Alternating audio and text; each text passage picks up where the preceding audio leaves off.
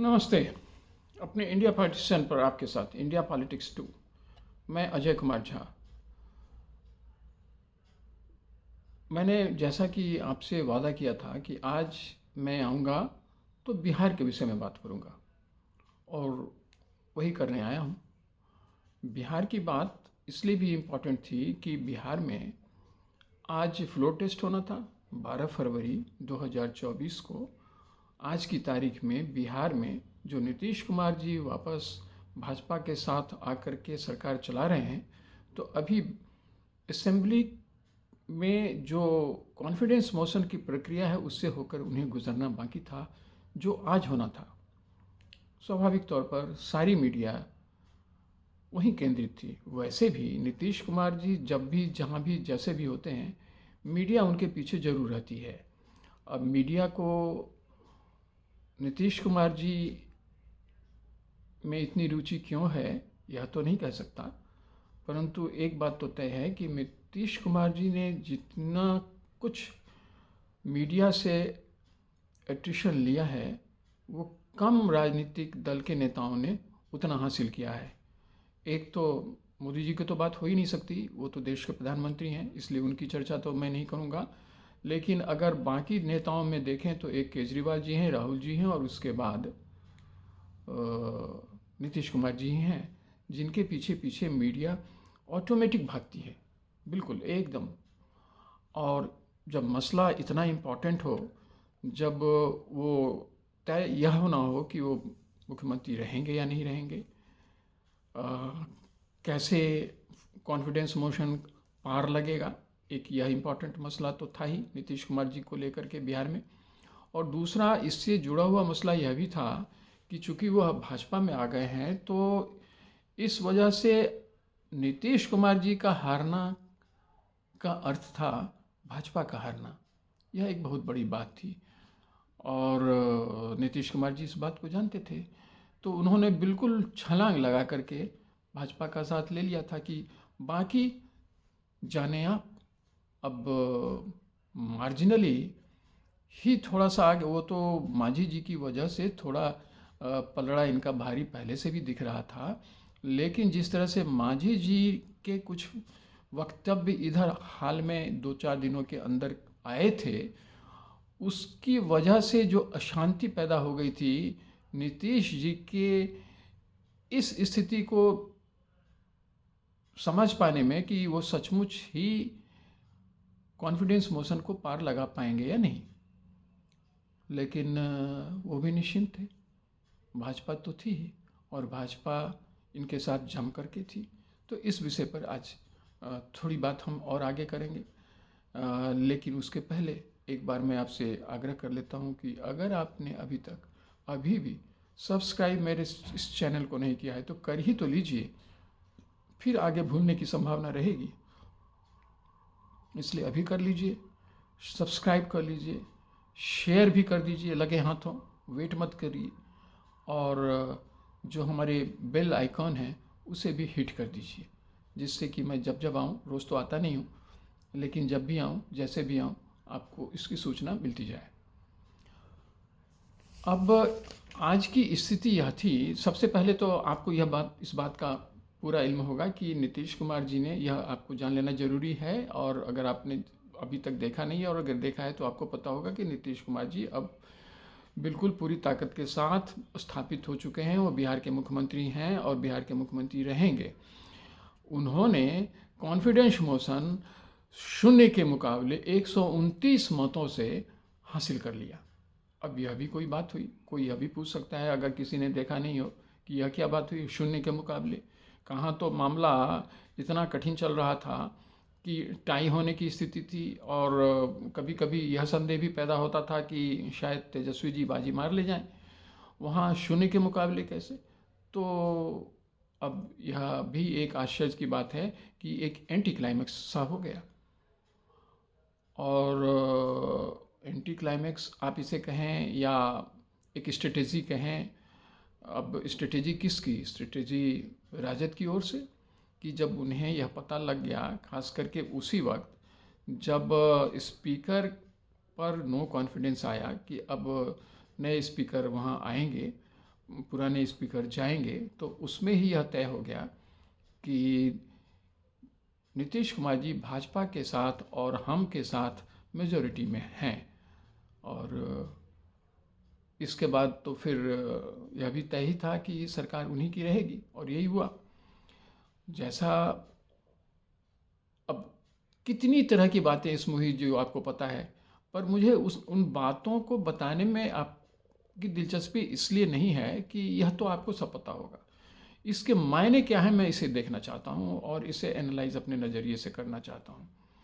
अब देखिए हुआ क्या कि जब जनता दल यू को जितनी भी सीटें, वैसे 45 सीटें उसकी थीं और भाजपा को 78 सीटें थीं, हमको 4, एक निर्दलीय, उस हिसाब से 128, तो इसके साथ सीधे सीधे संख्या बल थे, और वह संख्या बल 122 से ज़्यादा थे। 122 ही होना था मेजॉरिटी के लिए, यह भी आपको पता है।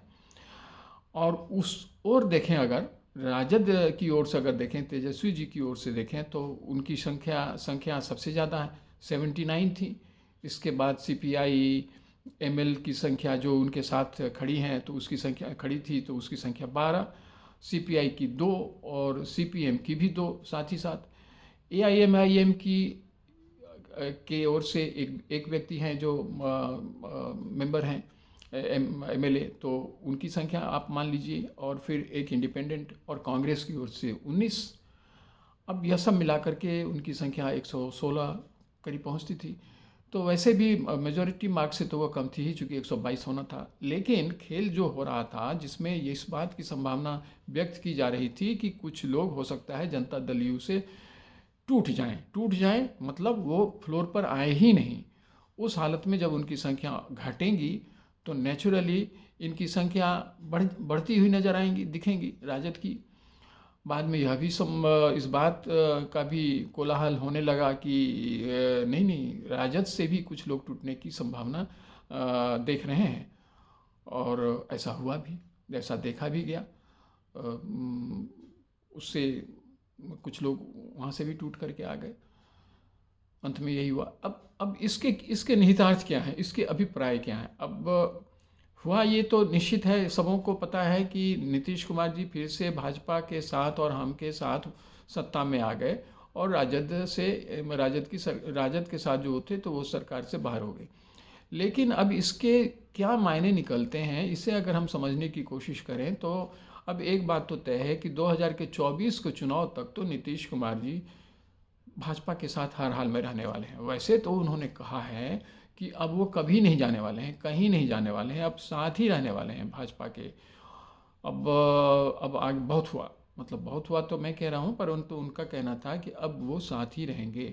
तो वो एक अलग बात है, वो तो एक पॉलिटिकल डिस्कोर्स में लोग कहते हैं, तो हम उसे अगर इग्नोर भी कर दें तो इतनी बात तो तय हो चुकी है कि अगले चुनाव में बिहार में भाजपा की स्थिति जो थोड़ा डवाडोल सी दिख रही थी, राजद और जनता दल यू के साथ होने की वजह से उस पर तो निश्चित तौर पर विराम लग गए।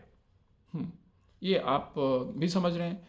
मुझे यह एक बहुत बड़ी जीत भाजपा को इसलिए के लिए लग रही है कि मेरे अपने नज़रिए से यह तय हो गया कि अब भाजपा को कम से कम, या एनडीए खेमे को कम से कम, अगर आप मान लीजिए तो 25 सीटों से कोई उन्हें रोक नहीं सकता। हालांकि यह सीट उनके कम हो जाएंगे पिछली बार की तुलना में अगर हम देखें तो, लेकिन उतना तो मिनिमम आप लेकर के चलिए, 5 थोड़ा और भी बढ़ा लीजिए। इसलिए कि अगर 50-50 का जो पहले पिछली बार इन लोगों का हिसाब था, 17 सीटों पर इनके जो राजद और जनता दल यू और भाजपा के जो एग्रीमेंट हुए थे, वो शायद इस बार उस तरह से नहीं होकर के वो भाजपा के पक्ष में जाता हुआ मुझे दिखता है। भाजपा निश्चित तौर पर किसी भी रूप में संभवतः वो 25 सीट से कम नहीं लड़ेगी, और 25 के बाद ही वो कोई समझौता करेगी। 25 के बाद जितनी सीटें बचती हैं, करीब करीब 15 सीटें, अब उसमें ही जनता दल यू, मुझे जैसा लगता है जनता दल यू, हम इसके अलावा चिराग पासवान, इसके अलावा मांझी जी, इसके अलावा सहनी जी, इसके अलावा उपेंद्र कुशवाहा जी, ये सब उसमें ही समेटे जाएंगे। और अब हो सकता है कि उसमें अंत अंत तक कुछ एक आध सीट और भाजपा अपना घटा ले, वो दीगर बात है, लेकिन मेरा अपना एनालिसिस यही कहता है कि ये होगा। और इस हिसाब से अगर इलेक्शन में जब ये लोग जाएंगे तो हर हाल में मुझे लगता है कि ये जो सिक्का है वो भाजपा के या एनडीए के पक्ष में ही जाता हुआ मुझे तक लगता है कि दिखेगा लोगों को आने वाले इलेक्शन के रिजल्ट में। अब यह मेरा अपना एनालिसिस है, इसमें मेरा कोई किसी के तरफ से कोई तरफदारी की बात नहीं है। जो एक इंडिपेंडेंट एनालिसिस मेरा कहता है वह तो यही कहता है।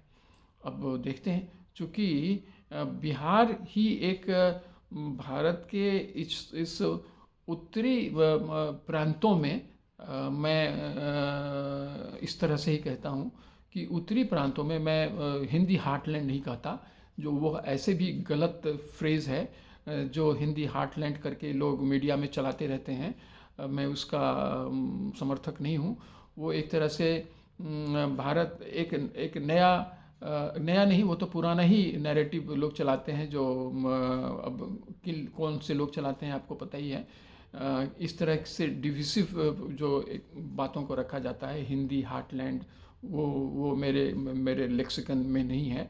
मैं मानता हूँ कि जो मध्य हिस्सा है देश का, उसमें मध्य के साथ साथ जो थोड़ा सा ईस्टर्न साइड को भी लिए हुए है, तो उसमें बिहार की स्थिति थोड़ी कमज़ोर मुझे दिख रही थी भाजपा के नज़रिए से। अगर देखें, बंगाल को हम छोड़ देते हैं, बंगाल में भी बंगाल की जब हम बात करेंगे तो तब भी करेंगे, लेकिन अभी आज की तारीख में बिहार इम्पॉर्टेंट था। तो जहाँ कमज़ोर फुटिंग पर ये लोग थे एनडीए वाले, वहाँ अब उनकी स्थिति सुधर गई है। आज की बात से मुझे तो ऐसा ही लग रहा है।